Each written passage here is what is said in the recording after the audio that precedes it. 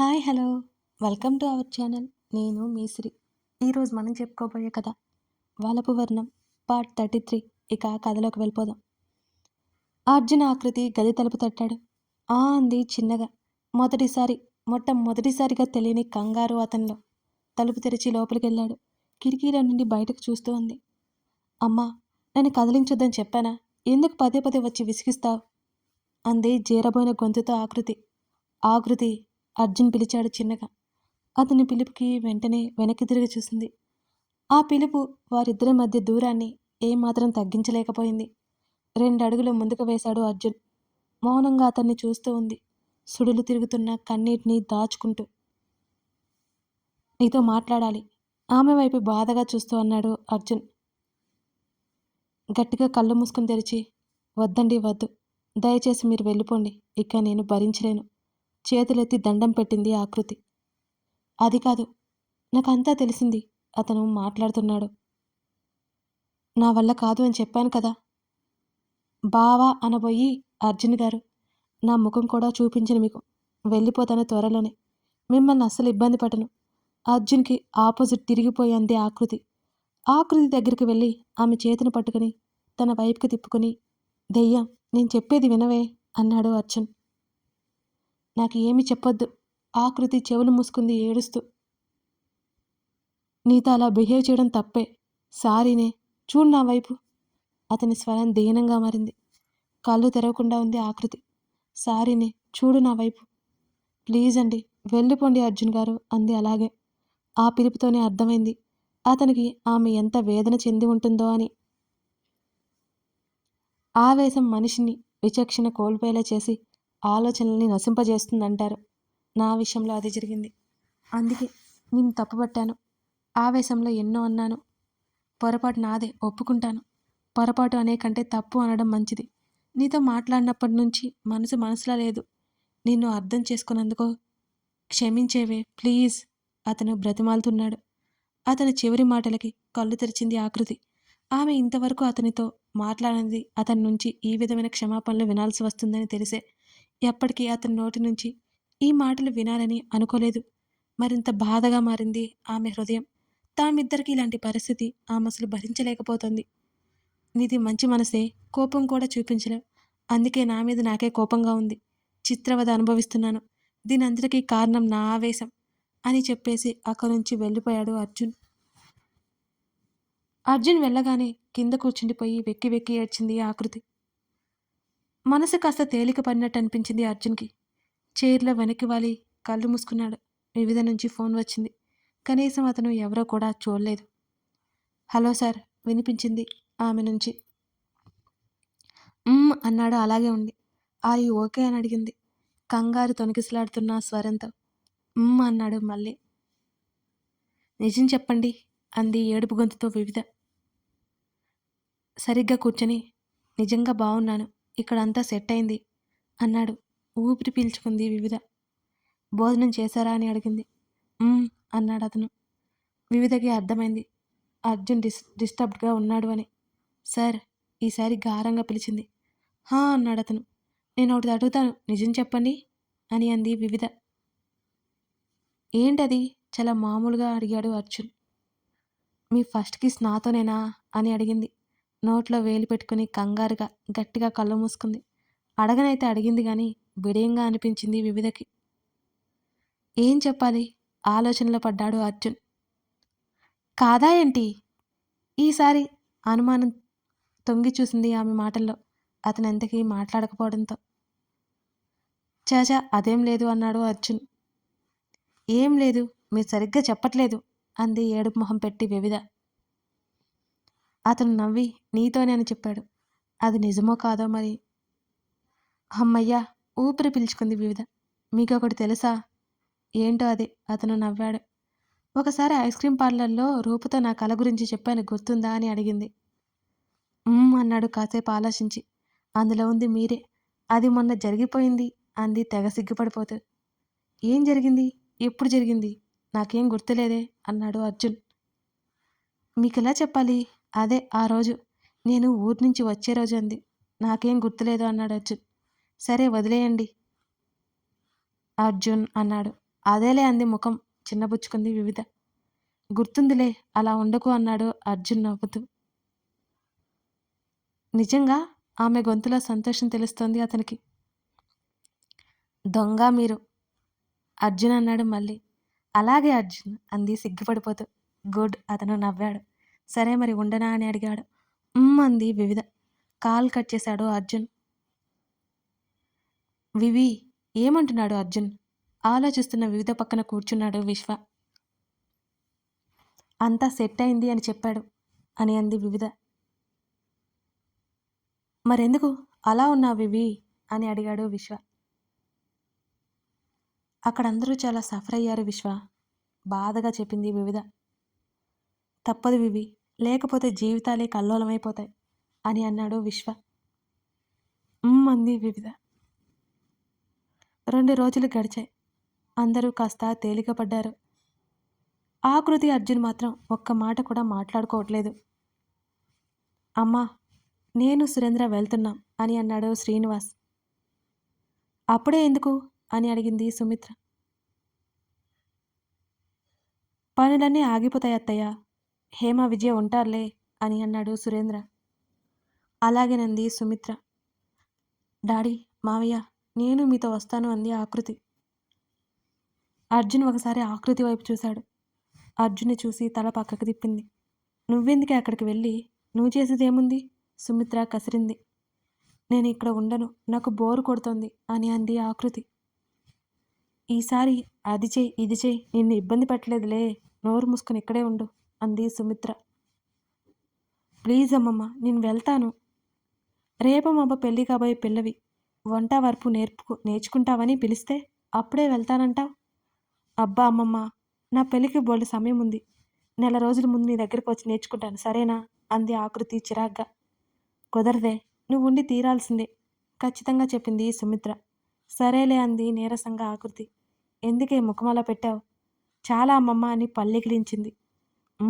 తృప్తిగా అనిపించింది సుమిత్రకి. Note: Arjun వాళ్ళుండే city, వివిధ వాళ్ళుండే సిటీ వేరు. ఇప్పుడు పాస్ట్లోకి వెళ్తున్నాం మనం. సహన ఆలోచనలు గతంలోకి వెళ్ళాయి. సహన వివిధ కంటే 2 సంవత్సరాలు పెద్దది. వీరేంద్ర సుధలకి ముందు సహన, ఆ తర్వాత వివిధ పుట్టారు. సుధకి స్వయాన అక్క వీణ, బావ రాఘవేంద్ర. వీరేంద్ర రాఘవేంద్ర మంచి స్నేహితులు. వీణకి పిల్లలు లేకపోవడంతో సహనని చిన్నప్పటి నుంచి కూతురులా చూసుకునేది. సహన కూడా వీణతోనే ఎక్కువగా గడిపేది. సహనది కాస్త మొండిగా ఉండే స్వభావం, వివిధది అనుకువగా ఉండే స్వభావం. విశ్వ ఇల్లు కూడా వీళ్ళింటి దగ్గరే. సహన, విశ్వ ఒకే ఏజ్ అండ్ క్లాస్మేట్స్. వివిధ వీళ్లకు 2 years జూనియర్. చిన్నప్పటి నుంచి ఒకే స్కూల్ కావడంతో మంచి ఫ్రెండ్స్ ముగ్గురు. చిన్నప్పటి నుంచి విశ్వ అంటే వివిధకి చాలా ఇష్టం. ఎక్కువ విశ్వతోనే ఆడుకుంటూ ఉండేది. విశ్వ నాన్నగారు వీరేంద్రకి సుపరిచితులు, పరిచయస్తులు అవడంతో ఇరు కుటుంబాలు స్నేహంగా ఉండేవి.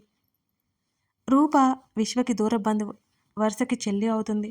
అలా వివిధకి రూపాకి మంచి స్నేహం కుదిరింది. ఇంటర్ జాయిన్ అయ్యారు. విశ్వ, సహన, అదర్ అక్కడ పరిచయం. సహనకి అదర్వకి కాంపిటీషన్ బాగా ఉండేది. ఎప్పుడు గొడవ పడుతూ ఉండేవారు. అలా వాళ్ళ ఇంటర్మీడియట్ అయిపోయింది. ఎంత గొడవ పడినా ఒకరిని మరొకరు అంటే ఊరుకోరు ఇద్దరు. వాళ్ళిద్దరి మధ్య విశ్వకి తల పట్టేసేది. బీటెక్ కూడా విశ్వ, సహన, అదర్ ఒకే కాలేజ్. ముగ్గురు బెస్ట్ ఫ్రెండ్స్ అయిపోయారు. వాళ్ళది 2nd year అయ్యేసరికి సేమ్ కాలేజీలో వివిధ జాయిన్ అయింది. మమ్మీ మమ్మీ అరుచుకుంటూ లోపలికి వచ్చింది సహన. ఏంటి ఆ అరుపులు అంది సుధ. వివి రెడీనా అంది. ఆ సహన వచ్చింది రెడీ అయి. తినేసి వెళ్ళండి అంది సుధ. వీణ మమ్మీ పెట్టింది అంది సహన. పెద్దమ్మ దీన్ని బాగా మేపుతుందిలేమ్మా, నాకు పెట్టు, ఫుల్ ఆకలిగా ఉంది అంది వివిధ. సుధ నవ్వుతూ, ఎందుకే దాన్ని అలా అంటావు? అక్క నిన్ను పిలిచినా నువ్వు వెళ్తే కదా అంది వివిధ. దీనికి ఉన్న అలవాటు నాకు లేదులే అమ్మా అని తింటూ చెప్పింది వివిధ. త్వరగా తింటే తీసుకువెళ్తా, లేకపోతే నువ్వే రావాల్సి వస్తుంది అంది సహన చెల్లెల్ని బెదిరిస్తూ. ప్రశాంతంగా తిననివ్వదు. ఇది మాత్రం కుంభాలు కుంభాలు మెక్కి వస్తుంది. గొనుక్కుంటుంది వివిధ. సుధా సహన నవ్వుకున్నారు. వీరేంద్ర రావడంతో డాడీ అంటూ ఆయన పక్కన కూర్చుని మాటల్లో పడింది సహన. వివిధ తిన్న తర్వాత టేక్ కేర్ రా అన్నాడు వీరేంద్ర. బాయ్ డాడీ ఇద్దరు చెప్పి బయటికి వచ్చారు. అప్పటికే విశ్వ బైక్ మీద రెడీగా ఉన్నాడు. వీళ్ళు స్కూటీ తీసుకుని ముగ్గురు కాలేజ్కి వెళ్ళారు. అదర్వి ఎక్కడా? విశ్వతో అంది సహన. దూరంగా చూపించాడు విశ్వ. ఎవరితోనూ నవ్వుతూ మాట్లాడుతున్నాడు అదరు. ఎదురుగా అమ్మాయి కనిపించింది సహనకి. దొంగ వెధవ, నాతో ఎప్పుడైనా నవ్వుతూ మాట్లాడాట? పోట్లాడడానికి తప్ప మాట్లాడడానికి పనికిరాడు వీడికి, తిట్టుకుంది అదర్వుని చూసి. వీళ్ళని చూసి అదర్వు దగ్గరికొచ్చాడు. హాయ్ గాయ్స్ అన్నాడు నవ్వుతూ. సహన ముఖం తిప్పుకుంది. ఏమైందో ఈ మెంటల్ రాక్షస్కి అనే మనసులో అనుకుని, హేయ్ ఎవరు నువ్వు? ఇంచుమించు సహనలాగే ఉన్నావు. దగ్గరగా చూస్తే తప్ప మీ ఇద్దరు ఒకేలా ఉన్నారు అన్నాడు అథర్వ్ ఆశ్చర్యంగా వివిధని చూస్తూ. నా చెల్లి వివిధ పరిచయం చేసింది సహన. హలో అన్నయ్య అంది వివిధ నవ్వుతూ అథర్వ్కి చెయ్యిస్తూ. సహన అథర్వ్ షాక్ అయ్యారు. విశ్వకైతే పిచ్చి నవ్వొచ్చింది. బలవంతంగా నవ్వు ఆపుకొని చూస్తున్నాడు. వివి అన్నయ్య ఏంటి? కసిరింది సహన. నేనేమన్నాను? అయోమయంగా చూసింది వివిధ. సహన ఎందుకు అరుస్తుందో పాపం వివిధకి అర్థం కాలేదు. వివిధ ప్లీజ్ అన్నయ్య అనుకో, అథర్వను వినడానికి గుండె పేలిపోతుంది అని అన్నాడు అథర్వ్. ఎందుకన్నయ్యా అంది అంతే అమాయకంగా వివిధ. తల కొట్టుకున్నాడు అథర్వ్. చిచి వీడు అన్నయ్య అంటే నా ఫ్రెండు అథర్వ్ అని పిలు అంది సహన. అథర్వ్ని అన్నయ్య అన్న పిలుపు వినడానికి కష్టంగా ఉంది ఆమెకి. సరే అథర్వ్, నువ్వెప్పుడు మా ఇంటికి రాలేదు ఎందుకు అని అడిగింది వివిధ. మీ అక్క రాక్షసి నన్ను పిలవలేదుగా, నేను రాలేదు, విశ్వతో పాటు వచ్చాను అని అన్నాడు అథర్వ్. దగ్గరే కదా మా ఇల్లు, రావచ్చు కదా అని అంది వివిధ. మీ అక్కగారు మీ ఇంట్లో ఉండరు కదా, నేనొచ్చి ఏమి చేయాలి అని అన్నాడు అథర్వ్.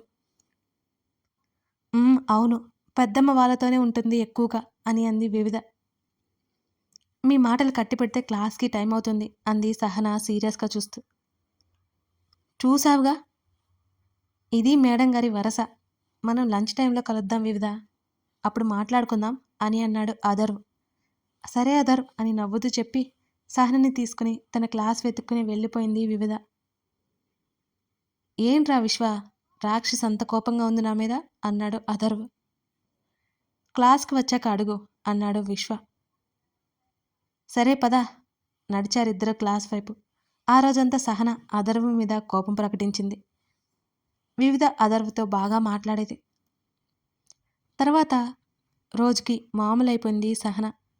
రోజులు గడుస్తున్నాయి. సహన అథర్వ్కి ఒకరంటే మరొకరికి ప్రేమ ఉన్నా బయట పడలేదు అసలు. ఆ ఇయరంతా సరదాగా గడిచిపోయింది.